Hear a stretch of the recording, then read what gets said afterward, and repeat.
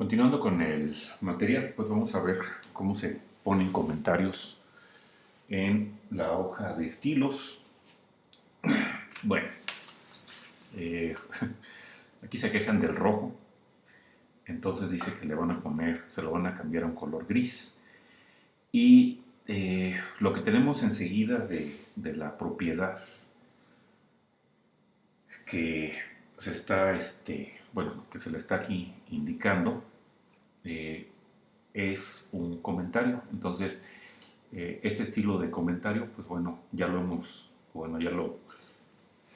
visto antes en algún lado, en Java, ¿verdad? Entonces, bueno, fíjate que entonces el comentario que se pone en la hoja de estilos, pues es similar al que se utiliza en Java, ¿verdad? Y no hay que perder de vista que cuando pones un comentario en HTML, decíamos que tenemos que utilizar el menor que, espanto, seguido de dos guiones. Y se cierra donde pongas dos guiones y el símbolo de mayor que. Entonces, hay diferencia entre los comentarios de HTML y los comentarios de CSS, siendo los de CSS parecidos a los, bueno, similares o iguales a los de Java. Entonces, vamos a cambiarle al gris que nos piden. Voy a copiar esto y me voy a ir ahora a editar. ¿Qué archivo? Pues el de los estilos, ¿no? Styles.css. Bueno, ahí está. Entonces, quiero cambiar todo esto por esto, ¿verdad? Y bueno, pues ahí me dice que ese va a ser el color, ¿verdad? Entonces, guardo esto y lo que tendría que hacer ahora pues sería volver a cargar esta página. La puse un poco más grande, ¿se ve? Entonces, al momento de que la recargo, bueno, pues no sé si se alcance a apreciar que está como en color, en un gris, un gris oscuro, no es negro. Bueno, ok.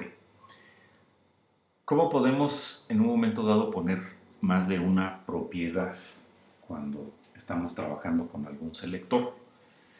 Pues bueno, pues todo lo que tendríamos que hacer sería pues irlas anotando dentro del bloque de ese selector y listo, ¿no? Entonces, en este caso, podemos ver que para el elemento body está no nada más definido el color ese gris oscuro, sino que también ahora se está colocando un fondo. Entonces aquí vemos con esta propiedad se está definiendo el color de fondo. Y bueno, ahora nuevamente pues se está utilizando un valor hexadecimal. Siempre que utilices en la templeta valores iguales, pues te va a dar bueno, te va a dar un color que está entre blanco y negro o tonalidades de grises, ¿verdad? Entonces, por esa razón es que estos dos colores te generan un gris, nada más que este es un gris más claro respecto a este que tenemos. No, perdón, este es un gris más oscuro, ¿sí? Y este es un gris más claro, ¿no? ¿Por qué? Bueno, pues porque tiene en este caso un valor más grande.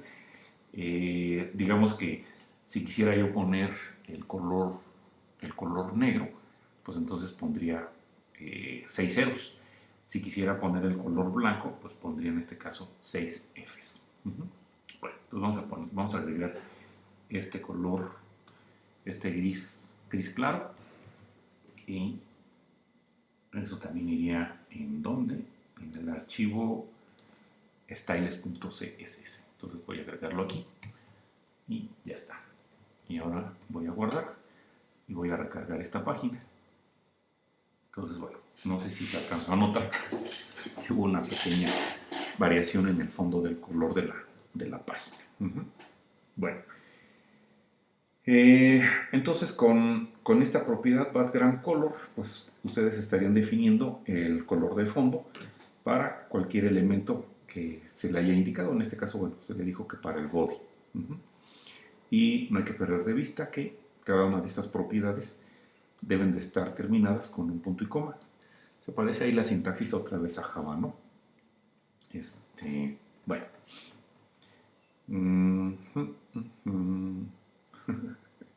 Bueno, aquí dan una justificación de por qué utilizar tonos de grises en vez de blanco y negro, que podría ser como lo habíamos dicho. Este es el blanco, este es el color blanco y este representa perdón, este representa, los ceros representa el negro y este representa el blanco, ¿verdad? Bueno, entonces sugiere que no se haga eso porque tiene un contraste que es demasiado alto y bueno, después de un rato pueden los lectores de esa página sentir como que está vibrando y con eso se distrae mucho. Además es muy cansado, ¿no? Bueno, ¿cómo puedo aplicar propiedades a otros elementos que no sea el body? Bueno, pues todo lo que tendrías que hacer sería agregar más reglas como la que habíamos estado trabajando. Y por ejemplo, dice aquí que se va a cambiar el tamaño de la fuente de los encabezados de nivel 1. Entonces, para hacerlo, habría que agregar en la hoja de estilos algo como esto, ¿no? Aquí ya viene otra regla, que es la H1. Se estructura de la misma manera, ¿verdad? Tenemos primeramente su selector y después tenemos el bloque dentro del cual pones una propiedad y un valor, ¿de acuerdo? Entonces, bueno, voy a agarrar esto y lo voy a colocar por acá, ¿verdad? Entonces, este va a ser otra regla. Me quedo de esta manera, ¿no? Quizás esto lo dejé de esta forma. Y bueno, si hacemos eso, bueno, voy a guardar esto. Si hacemos eso, entonces al recargar la página, vemos cómo se agrandó un poco el encabezado de nivel 1, ¿verdad? Dice que también podrías modificar el tamaño de la fuente para el encabezado de nivel 2 y entonces agregar esta otra regla. Entonces la voy a copiar y la voy a pegar. Okay. Entonces, ahí está. Entonces la guardo y vuelvo a recargar. Entonces ahora se va a modificar esto que dice Lisa Styles. Entonces vemos que se hizo un poco más grande, ¿sí? Bueno, unidades de medida. Bueno, algunas de las propiedades en nuestra hoja de estilos van a ocupar o utilizar o indicar una unidad de medida.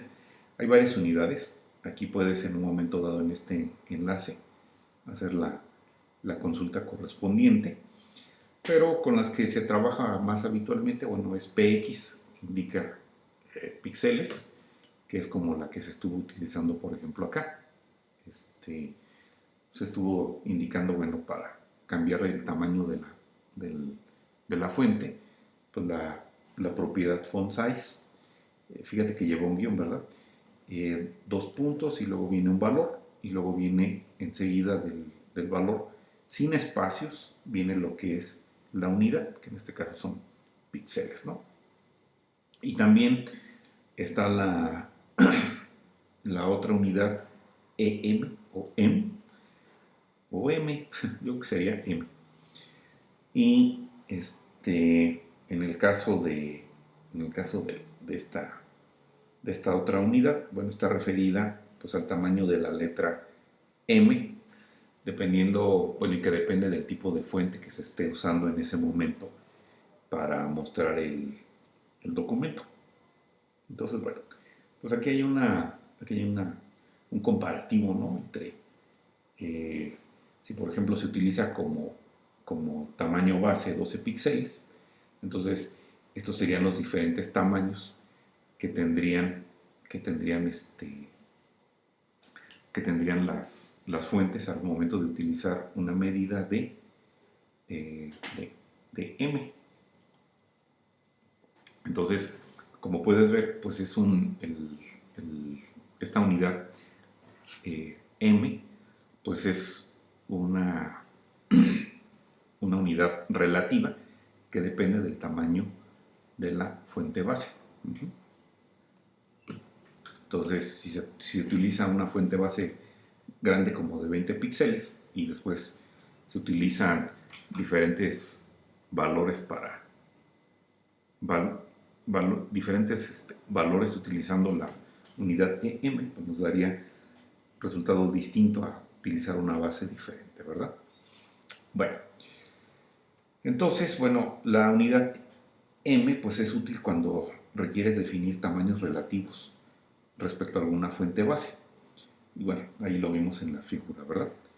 Entonces dice que en el caso de que queramos utilizar, bueno, ver algo más ilustrativo, pues cambiemos, indiquemos un tamaño de fuente en el body. Ahí esa pasaría a ser mi tamaño el tamaño de la fuente base. Y después los tamaños de los encabezados, pues bueno, del nivel 1 y nivel 2 van a quedar relativos al font size que se está manejando en el body, ¿no? Entonces, bueno, si hacemos esto, voy a copiar esta propiedad y lo voy a pegar en el archivo. Entonces,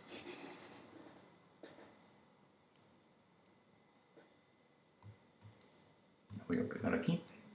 Aquí está. Y ahora ya los niveles de encabezado ya no es un tamaño de fuente absoluto, sino es relativo. Y entonces ahora le voy a poner aquí que sean 2 Ms y a este de acá sería 1.6 Ms. Bueno, entonces lo guardo y si recargo la página, pues vemos el resultado. Lo hizo como pudiste observar. Bueno, pues no nada más se modificó el tamaño de los encabezados, sino que también se modificó el tamaño de los otros elementos, ¿verdad? Porque se puso en este caso la fuente base, está definida en este caso dentro del body. Bueno, ok. Como dice aquí, bueno, si el usuario decide en un momento dado agrandar o reducir eh, la fuente base, con eso estaríamos logrando un escalamiento para lo que son todos los elementos de la página, ¿no?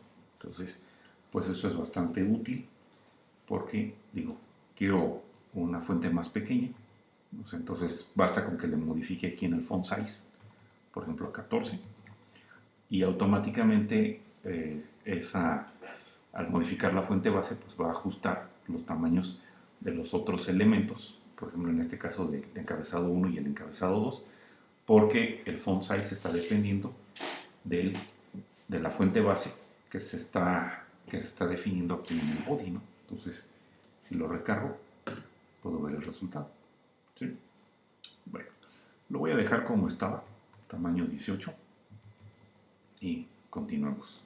Bueno, ¿qué sucede ahora si queremos seleccionar varios elementos para poner pues diferentes estilos a todos los títulos?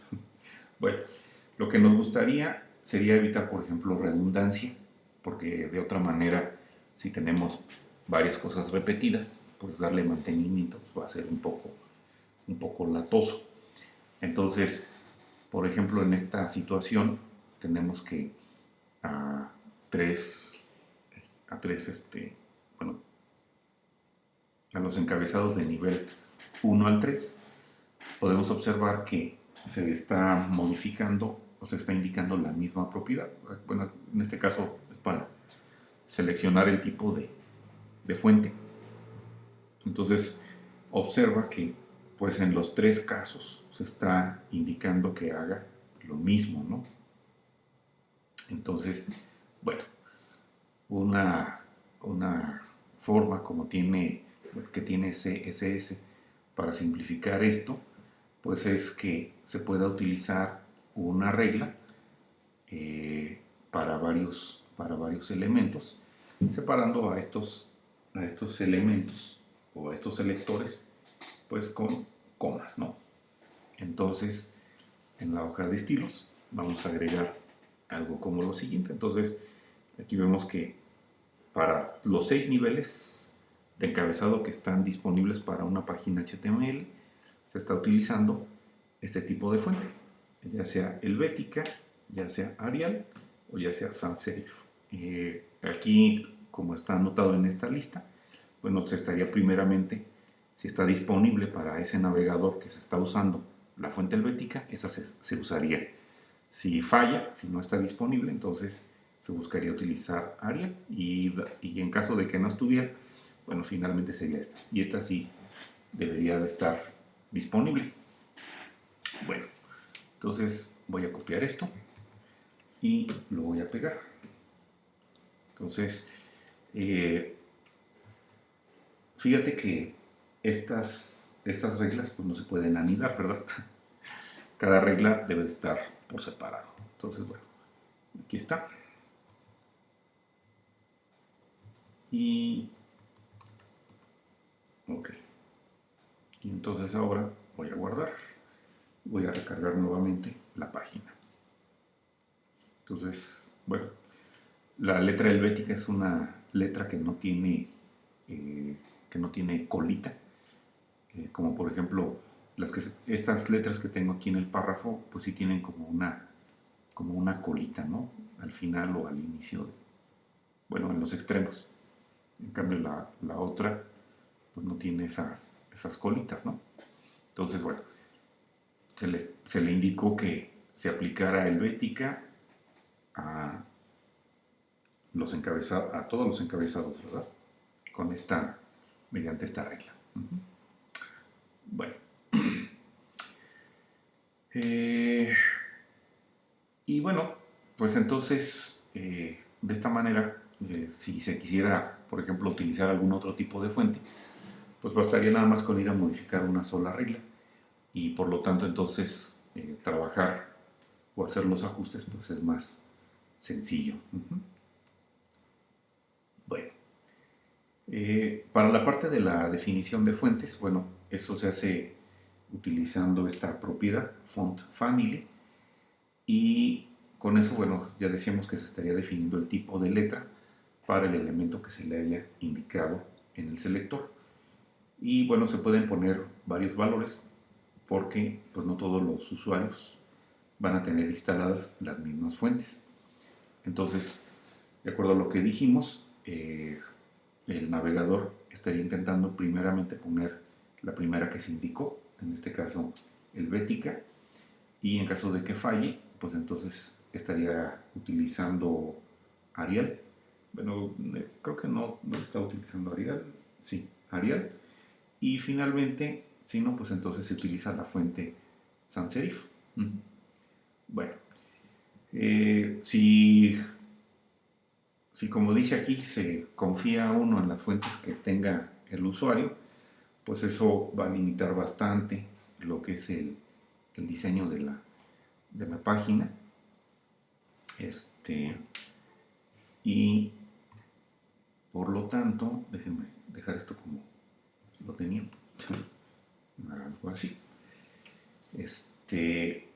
Y entonces, bueno, las fuentes del sistema, pues ahora han sido reemplazadas por fuentes web. Entonces, bueno, se podría revisar este enlace para ver un poquito más de ese tema.